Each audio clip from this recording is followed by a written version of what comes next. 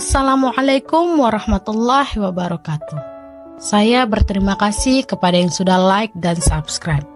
Semoga channel ini berkembang dan bisa memberikan manfaat serta pelajaran bagi kehidupan kita semua. Saya doakan kalian semua sehat, panjang umur, dan diberikan harta yang melimpah dan berkah. Pangeran Alandra berdiri di balkon istana, memandang hamparan luas kerajaan Sunyaragi yang begitu memukau. Rambutnya yang hitam terurai tertiup angin sore, wajahnya berseri penuh ketenangan. Namun, jauh di dalam matanya, ada sesuatu yang kosong, seperti rahasia yang terpendam dalam hatinya. Ia sadar, hidupnya penuh kemewahan dan keindahan, tapi seringkali terasa hampa. Ia merindukan cinta yang sesungguhnya, cinta yang tak terbatas pada kekuasaan atau rupa. Namun, ia tahu, mencari cinta sejati tak semudah menjentikan jari. Suatu malam, pesta kerajaan diadakan dengan megahnya. Gemerlap lampu lilin menghiasi ruangan, suara musik merdu mengalun, dan para tamu berdatangan dengan pakaian terbaik mereka. Alandra berdiri di tengah aula, tersenyum sambil menyapa tamu yang datang. Ibu tirinya, Ratu Isolde, berjalan menghampirinya dengan senyum misterius yang selalu membuat Alandra merasa tak nyaman. "Pangeran Alandra, kenapa wajahmu tampak begitu murung?" tanya Isolde dengan nada lembut yang dingin. Alandra tersenyum tipis, menutupi perasaannya. "Oh, tidak, Ibu Ratu. Aku hanya merasa lelah. Terlalu banyak pesta belakangan ini." Namun, Isolde bisa melihat jauh ke dalam mata Alandra. Dia tahu bahwa anak tirinya itu menginginkan sesuatu yang lebih dari sekadar kekuasaan atau kemewahan. Dan rasa iri mulai menjalari hatinya, merasuki setiap sudut pikirannya. Bagaimana bisa seorang yang tak lahir dari rahimnya memiliki semua yang ia inginkan? Ketampanan, kecintaan rakyat, dan perhatian sang raja. Semua itu membuatnya merasa kecil di hadapan Alandra. "Pangeran, bukankah kau sudah memiliki segalanya? Kenapa masih terlihat resah?" tanya Ratu Isolde lagi, kali ini dengan nada sedikit lebih menusuk. Alandra memandang ibu tirinya sejenak, lalu menghela napas pelan. "Kadang, Ibu Ratu, semua kemewahan ini bukanlah segalanya. Ada sesuatu yang jauh lebih berarti. Sesuatu yang mungkin tak pernah bisa aku temukan di dalam istana ini." Isolde menatap Alandra tajam. Di balik wajahnya yang lembut, pikirannya berputar, mencari cara untuk menyingkirkan pangeran ini. Dengan suara berbisik penuh kejam, ia berkata, "Kalau begitu, mungkin kau harus belajar bahwa tak semua yang kita inginkan bisa kita miliki, Pangeran." Alandra tidak memahami makna kata-kata itu dan hanya menanggapinya dengan senyum sopan. Namun, malam itu, setelah pesta berakhir dan istana kembali sepi, Isolde menyelinap ke ruang pribadinya. Di balik pintu tertutup rapat, ia mengeluarkan sebuah cermin kecil, dan dari cermin itu, muncul bayangan wajah Isolde yang jauh lebih tua, penuh keriput dan kebencian. "Putraku yang tampan, kau akan belajar. Tak ada tempat bagi dua keindahan dalam istana ini," desisnya dengan nada beracun. Esok paginya, ketika sinar matahari pertama menyinari istana, Alandra bangun dari tidurnya dan merasa aneh. Seluruh tubuhnya terasa berat, dingin, dan licin. Ia membuka mata dan mendapati dirinya tak lagi di kamarnya, melainkan di tengah hutan gelap yang dingin dan sepi. Tubuhnya meringkuk di antara dedaunan basah, dan ketika ia mencoba bergerak, ia menyadari dengan ngeri bahwa dirinya telah berubah menjadi seekor ular besar berwarna hitam. Apa yang terjadi padaku?" Suara pikirannya menggema, namun yang terdengar hanyalah desis panjang, tak lebih dari suara seekor ular. Dia terkejut dan berusaha menjerit, tapi tak ada yang keluar kecuali desisan. Alandra menggeliat dengan kepanikan, menggeliat di antara daun-daun basah sambil mencoba memahami apa yang telah terjadi. Kenapa tubuhnya berubah?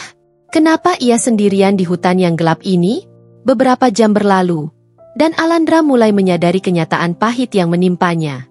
Ia kini seekor ular, sesuatu yang menakutkan dan menjijikkan bagi banyak orang. Ia berusaha mencari jalan keluar, mencoba merangkak perlahan di antara pohon-pohon raksasa yang menjulang tinggi. Namun setiap gerakannya hanya membuatnya semakin tersesat.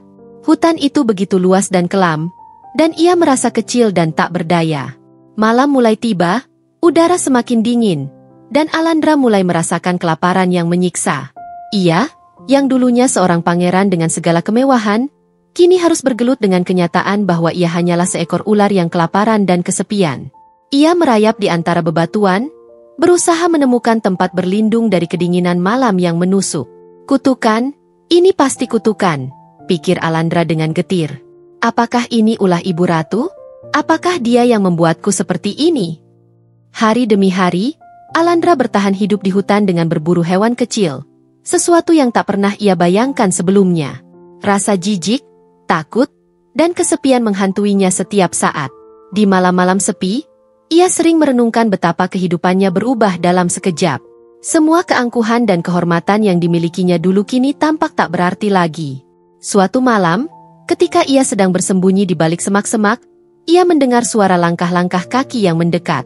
Dengan penuh kewaspadaan, ia melihat sosok seorang wanita tua berjalan tertatih-tatih di antara pepohonan. Alandra menahan diri, mencoba tak membuat suara sedikit pun, karena ia takut wanita itu akan melihatnya dan melarikan diri.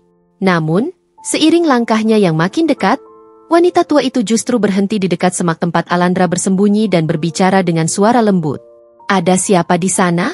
Apakah kau tersesat juga? Wahai makhluk kecil? Suara wanita tua itu terdengar penuh kasih. Alandra merasakan sesuatu yang tak biasa. Wanita tua ini tidak tampak ketakutan. Bahkan suaranya begitu lembut dan hangat. Meskipun ia tak bisa berbicara, ia mengeluarkan suara desisan pelan sebagai balasan. Oh, ular kecil, kau terlihat terluka, kata wanita itu dengan nada penuh simpati. Ia berjongkok, memperhatikan tubuh Alandra yang mulai terluka akibat perjalanan panjangnya. Tanpa rasa takut, wanita tua itu mengeluarkan sehelai kain tua dan dengan hati-hati membersihkan luka di tubuhnya. Alandra tak bisa berkata-kata, tapi dalam hatinya ia merasa ada sesuatu yang berbeda. Wanita tua ini memperlakukannya dengan kelembutan, sesuatu yang sudah lama tak ia rasakan. Ia memejamkan mata, merasakan kehangatan tangan wanita itu di tubuhnya, meskipun ia kini hanyalah seekor ular yang menjijikkan. Tenang saja, nak, aku akan merawatmu, bisik wanita tua itu sambil membalut luka Alandra dengan penuh kelembutan. Setelah kejadian malam itu, Alandra yang berwujud ular mulai akrab dengan kehadiran Maksuri, wanita tua yang selalu berbelas kasih. Setiap pagi, Maksuri bangun sebelum fajar, menyiapkan sarapan sederhana dari hasil kebun kecilnya. Sesekali, ia berbicara dengan Alandra seolah-olah ular itu dapat mengerti setiap kata-katanya. Ia tak tahu bahwa di balik tubuh reptil itu tersimpan jiwa seorang pangeran yang terkutuk. Selamat pagi, nak, ucap Maksuri sambil mengelus tubuh Alandra yang melingkar di atas sehelai tikar lusuh di lantai gubuk. Hari ini kita akan ke sungai. Aku ingin mencari sedikit tanaman obat. Kau bisa ikut kalau mau. Suaranya lembut dan penuh perhatian. Alandra merespons dengan desisan pelan, cara satu-satunya untuk menyampaikan bahwa ia mendengarkan. Dalam hatinya, ada kehangatan yang jarang ia rasakan, seolah Maksuri adalah sosok ibu yang selama ini ia rindukan. Wanita tua itu penuh kasih, tidak memandang rupa atau bentuk, hanya hati yang tulus.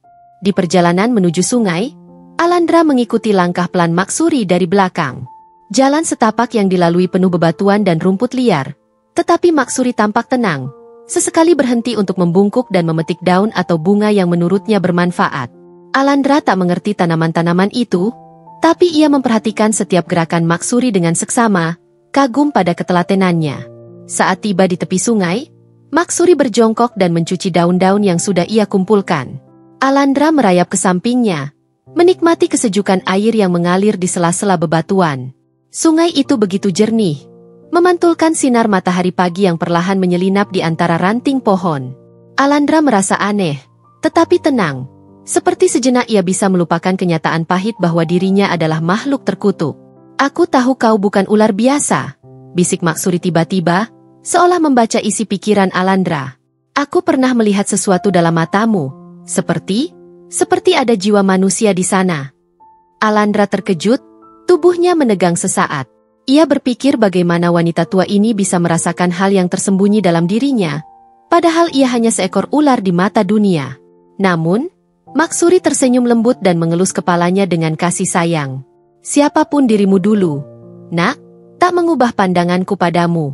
Kau adalah makhluk ciptaan Tuhan, dan itu cukup bagiku untuk merawatmu, kata Maksuri sambil mengelus lembut kepala Alandra. Hati Alandra bergetar, seakan ada sesuatu yang menggugahnya. Kasih sayang yang tulus dari Maksuri membuat ia merasa lebih dihargai dibanding saat ia masih menjadi pangeran. Ada kenyamanan yang tumbuh perlahan di hatinya, meskipun wujudnya tak lagi manusia. Hari-hari berlalu, dan Alandra mulai terbiasa dengan rutinitas di gubuk kecil itu. Setiap pagi, Maksuri menyiapkan makanan sederhana, kemudian mereka pergi ke hutan untuk mencari tanaman obat atau kayu bakar. Sore hari, mereka kembali ke gubuk, duduk di depan perapian sambil menikmati teh hangat yang diseduh oleh Maksuri. Alandra menyadari bahwa hidup sederhana ini memiliki ketenangan yang tak pernah ia rasakan sebelumnya. Suatu malam, saat hujan turun deras, Maksuri duduk di depan perapian sambil bercerita tentang masa lalunya. Dulu, aku pernah punya keluarga.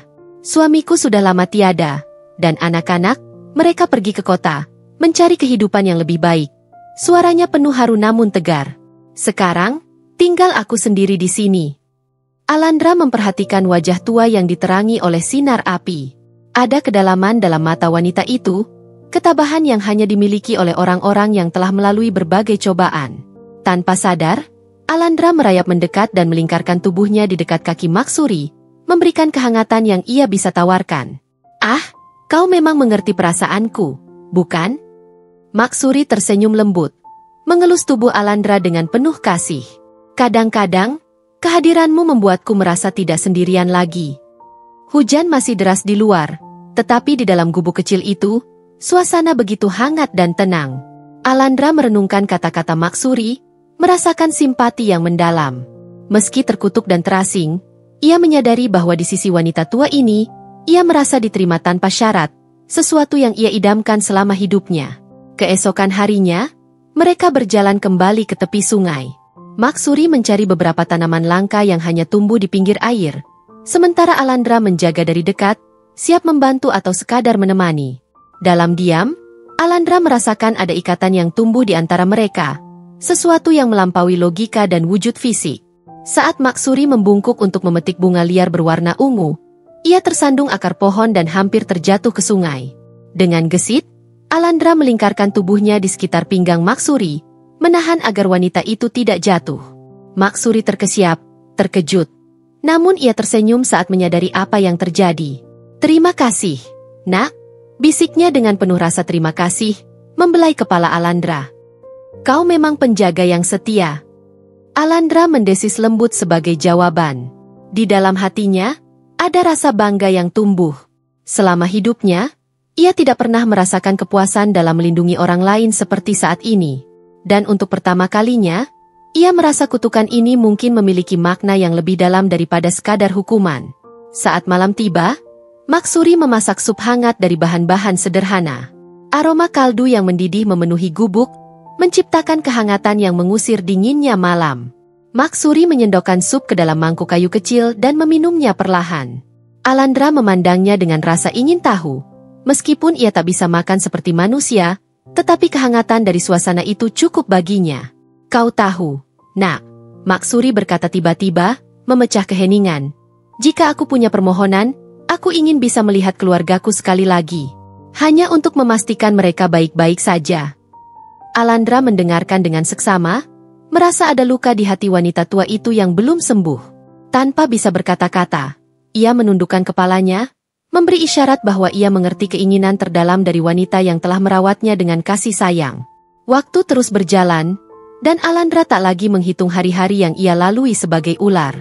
Setiap momen bersama Maksuri adalah pelajaran baru baginya. Di balik kesederhanaan wanita tua itu, ia menemukan ketabahan, kasih sayang, dan kesetiaan yang tulus. Ia mulai merasakan sesuatu yang berbeda dalam dirinya, seperti ada beban yang perlahan-lahan menghilang. Suatu malam, saat Maksuri tengah tidur lelap di tikar lusuhnya, Alandra duduk di dekatnya, memperhatikan wajah tuanya yang damai. Dalam hatinya, ia berdoa, berharap keajaiban terjadi bagi Maksuri. Ia berdoa agar wanita itu dapat merasakan kebahagiaan yang layak ia dapatkan. Alandra menghela napas panjang, meski ia tahu bahwa dengan wujud ini, ia tak dapat melakukan banyak hal. Namun, ketika fajar mulai menyingsing, Alandra merasakan sesuatu yang berbeda. Ada kehangatan yang menyelimuti tubuhnya, cahaya lembut yang membungkus seluruh sisiknya. Ia terkejut, mencoba merasakan perubahan itu dengan segenap jiwa. Perlahan, tubuhnya bergetar, dan ia merasakan bahwa bentuk fisiknya mulai berubah. Saat ia membuka matanya, Tubuhnya telah kembali ke bentuk manusia. Ia berdiri tegap, dengan pakaian kebesaran pangeran yang kembali terbalut di tubuhnya. Alandra hampir tak percaya, mengusap wajah dan tubuhnya untuk memastikan ini bukan mimpi. Dengan perasaan terharu, ia menatap ke arah Maksuri yang masih tertidur lelap. Wajah wanita itu terlihat damai, seakan ia tahu bahwa kebahagiaan yang ia impikan sedang terwujud.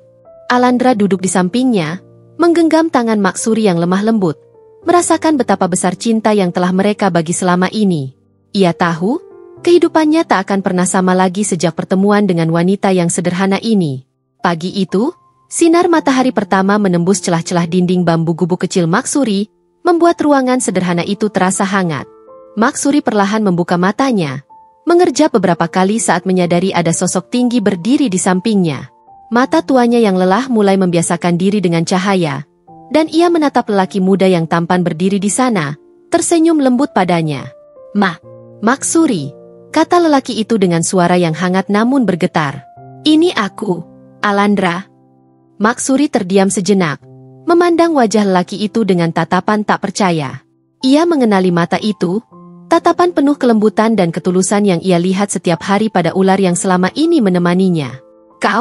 Kau pangeran itu. Suara Maksuri bergetar, di antara keterkejutan dan kegembiraan yang memancar di wajah tuanya. Alandra mengangguk, dan tanpa ragu, ia meraih tangan Maksuri, menggenggamnya erat seolah memastikan wanita tua itu tahu bahwa dirinya nyata. Maksuri, kutukan itu telah hilang. Cinta dan kasih sayang yang kau berikan padaku selama ini telah menyelamatkanku. Aku telah kembali ke wujud asliku, ucapnya penuh haru, air mata menggenang di pelupuk matanya. Maksuri hanya bisa menatapnya dengan mata berkaca-kaca. Oh, nak, kau sungguh adalah pangeran yang terkutuk itu, katanya sambil tersenyum. Air matanya menetes perlahan di pipinya yang keriput. Ia menyentuh wajah Alandra seolah memastikan bahwa ini bukan mimpi, bahwa lelaki tampan di hadapannya benar-benar sosok yang selama ini ia rawat tanpa syarat. Alandra tersenyum lembut, lalu dengan penuh kehangatan ia berbisik. Mak, aku telah berjanji pada diriku sendiri. Kau bukan hanya penolongku, tetapi kau juga orang yang telah mengajariku arti cinta sejati. Aku ingin kau bersamaku, sebagai permaisuriku. Maksuri tersentak, menatapnya dengan wajah terkejut yang sulit digambarkan. Alandra, aku ini hanya seorang wanita tua yang miskin. Bagaimana mungkin kau ingin menjadikan aku sebagai permaisurimu? Tawa kecil yang getir keluar dari bibirnya, seolah ia tak mampu menerima kenyataan yang tampak terlalu indah untuk dipercaya. Namun, Alandra menggenggam tangannya dengan lembut, memandangnya dengan tatapan yang penuh ketegasan dan kasih sayang. Bagiku, Maksuri, ketulusan dan kehangatan hatimu jauh lebih berharga daripada semua permata di dunia ini. Kau yang telah mengajarkanku arti hidup yang sesungguhnya. Umur, status, dan penampilan bukanlah hal yang penting bagiku. Yang kupedulikan hanyalah cinta dan kasih sayangmu yang tulus. Maksuri terdiam, tak mampu berkata apa-apa. Dalam hatinya, ada perasaan campur aduk antara kebahagiaan dan ketidakpercayaan. Namun, saat ia menatap wajah Alandra yang berseri dan penuh harap, ia merasakan bahwa semua ini nyata, bahwa tawaran sang pangeran datang dari hati yang tulus. Dengan suara pelan dan gemetar, ia berkata, "Kalau itu memang keinginanmu, nak, maka aku tak akan menolaknya." Alandra tersenyum lebar, lalu dengan penuh kasih ia merangkul Maksuri. Mereka berdiri dalam pelukan yang hangat, dua jiwa yang berbeda namun dipersatukan oleh takdir. Alandra berbisik lembut, "Aku akan membawamu kembali ke istana, Mak. Kau akan hidup layaknya seorang ratu di sana." Mereka segera berkemas dan meninggalkan gubuk kecil itu, berjalan menuju istana dengan hati yang penuh harapan. Saat mereka tiba di gerbang istana, para prajurit dan pelayan terkejut melihat sang pangeran yang telah lama hilang kini kembali, dan lebih terkejut lagi ketika melihat pangeran membawa seorang wanita tua sederhana di sisinya. "Siapkan semua untuk menyambut tamuku," seru Alandra dengan suara yang lantang dan penuh wibawa. Ia berjalan tegap bersama Maksuri, menunjukkan kepada semua orang bahwa wanita di sampingnya adalah orang yang paling berharga dalam hidupnya. Di dalam istana, Ratu Isolde yang mendengar kabar itu segera datang dengan wajah pucat. Ia tak percaya bahwa kutukan yang ia berikan pada Alandra dapat dipatahkan. Namun, saat ia melihat Alandra berdiri tegak dengan Maksuri di sisinya, ada rasa takut yang menjalari hatinya. "Bagaimana mungkin?" bisik Isolde, Matanya menatap tajam pada Alandra. Bagaimana bisa kau kembali? Alandra menatap Isolde dengan pandangan penuh kekuatan. Ibu Ratu, kutukanmu tak cukup kuat untuk menghancurkan hatiku. Cinta sejati yang diberikan Maksuri padaku telah mematahkan semua kebencianmu. Suaranya tenang, namun setiap kata mengandung kekuatan yang membuat Ratu Isolde menggigil. Alandra mengangkat tangannya, memberi isyarat pada para pengawal istana. Bawa Ratu Isolde ke menara pengasingan. Mulai hari ini, ia tak lagi memiliki kuasa di kerajaan ini. Hanya ada tempat untuk cinta dan kebaikan di sini. Para pengawal segera membawa Isolde pergi. Meski ia berusaha melawan dan berteriak, namun usahanya sia-sia. Setelah itu, Alandra mengadakan sebuah perjamuan besar untuk menyambut Maksuri sebagai permaisurinya. Istana dihiasi bunga dan lampu yang indah, makanan melimpah, dan rakyat kerajaan Sunyaragi berkumpul untuk melihat ratu baru mereka. Meskipun awalnya banyak yang terkejut, namun ketika melihat kehangatan dan kebahagiaan di wajah Alandra, rakyat pun mulai menerima dan merasakan kehangatan hati Maksuri. Saat malam tiba, di tengah perjamuan itu, Alandra berdiri di depan semua tamu, memegang tangan Maksuri. Hari ini, aku ingin semua orang tahu bahwa cinta sejati tak pernah memandang usia, status, atau penampilan.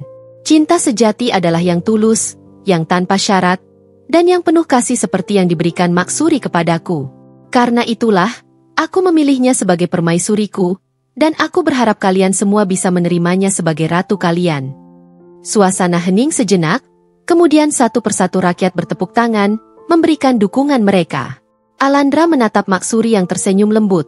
Air mata kebahagiaan membasahi pipinya.